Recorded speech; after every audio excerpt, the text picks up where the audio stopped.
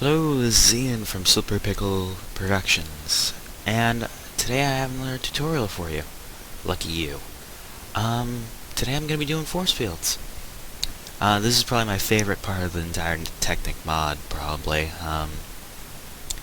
It's not quite as hard as it looks,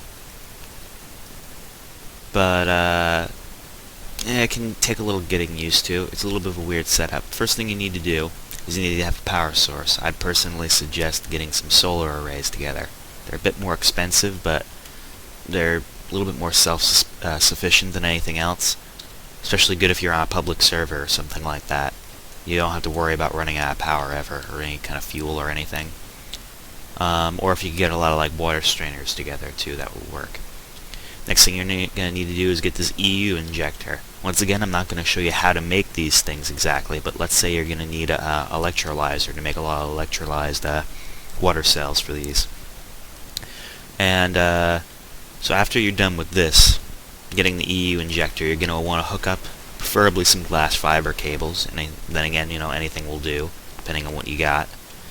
And you're going to hook it up to this, and then place your core, your generator core on top of that.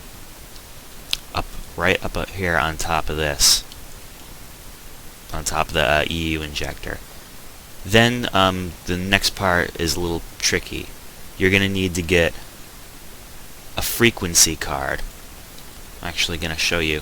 One of these here, a blank frequency card, and if you put that blank frequency card into the generator core, it'll imprint that frequency on it, and see, I've already put one in here, that's why it works. But the thing is, with these, are actually wireless. I don't have to have this up here, so I could actually put this anywhere else and it'll still connect.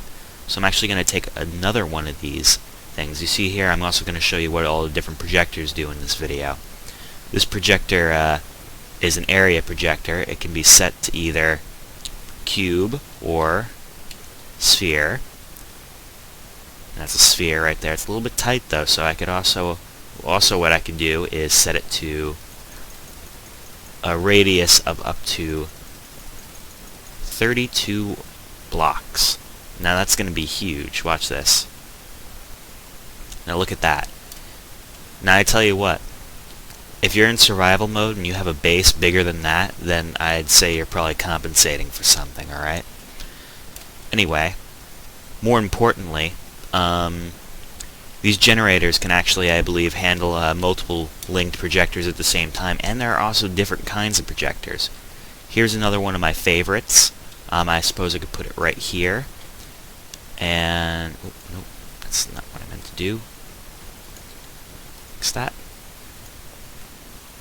Now, no. Oh, this is getting really annoying. Anyway, here's something you can do here. Let's say you want to make a flat panel like force field. Well, what you can do is, see, I have that turned on here, and now I can turn on this one as well. You can do all kinds of redstone stuff with these, but I'm just going to use levers for now. And you see, you can just make a flat force field panel of varying size. You can adjust the like X and Y size with the sides and stuff like that. You can adjust it to whatever you want. And you can also adjust the distance too, so you can move this forward and back. And these can be really useful for creating something a little bit more precise than just a giant sphere or, square or whatever you want there. This can be pretty handy. That's pretty much how you do that. This really isn't quite as complicated as some people, I think it is. I had a little bit of trouble with this at first, but it's not really all that bad. You see, I have 2 link projectors to this now, and that means, and they can all work within this transmit range right here. Anything outside of that won't work. Now I might just add another solar array to this, or maybe even more, just because it's kind of it's starting to run out of power here. Hopefully that'll stay stable. I can always just keep it set to noon. Anyway, so you get the basic idea. Power source, cable, EU injector, generator core, link it to whatever projectors you want, and as long as it has the right frequency card, it should work, as long as you have the power too. I'm going to show you I'm going to show you a couple of other kinds of projectors here. Next one I think I'm going to show you is tube projector. This one's pretty cool. Then there's also the directional force field projector, and forget what this does. I'll figure it out. Don't worry about it. If I can't figure it out in this video, I'll figure it out in the next one. I might not have actually tried using that before, so I might have just forgotten about that one. God damn it, I keep on switching back and forth between creative mode and stuff. Okay. Alright. Next thing I'm going to do here, I'm going to show you what a tube projector does. Now, you see there, that's the direction it's facing right now, so that's the direction it'll project the tube force field. What I'm going to do is the same as last time, except without the fail. Do that.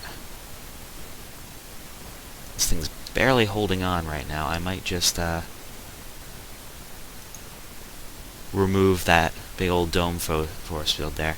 Anyway, and put this in here. Now I can make this as big as I want. And there's front and there's center orientation. They're both a little bit different. I'll show that to you in a second. Where'd my lever go? Oops. Pull the lever. Okay. Now you see, it's formed kind of an archway, not exactly a tube, but you get the idea. It all depends on what size you want it to be set as. Oh crap. Damn it. It's really annoying how it does that. So it could be something really long if you want like a protected tunnel or something like that. These are useful because, well, the most important thing here is these force field blocks, indestructible. I should have mentioned this earlier. These are completely indestructible. Not even, I'm in creative mode and I can't break through these. Nothing can. Explosions can have some effect through a force field, but I think it's more limited. It doesn't completely protect things inside the force field. If you want to do that, I'd suggest like pouring water over it or something. I don't know. Water tends to deflect explosive energy, I guess. I don't know. But anyway, yeah, nothing can break through that. There's absolutely nothing that can.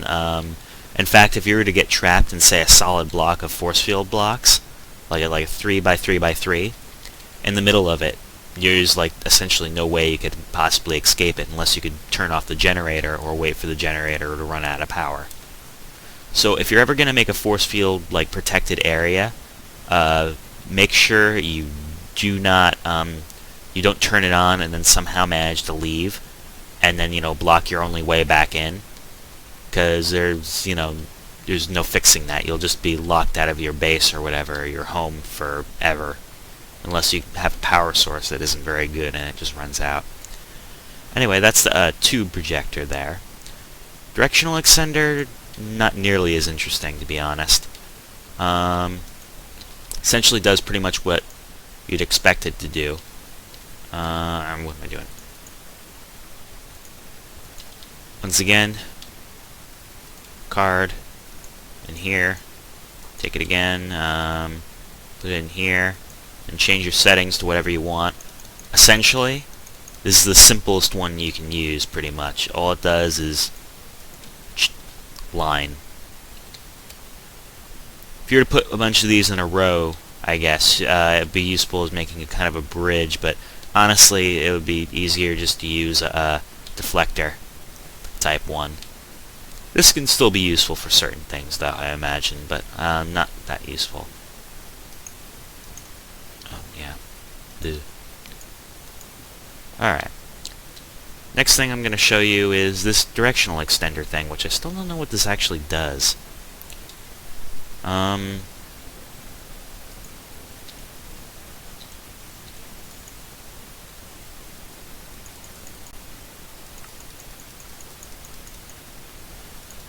Oh, you know what this is? This is actually a modification that you can add on, I believe. Yeah.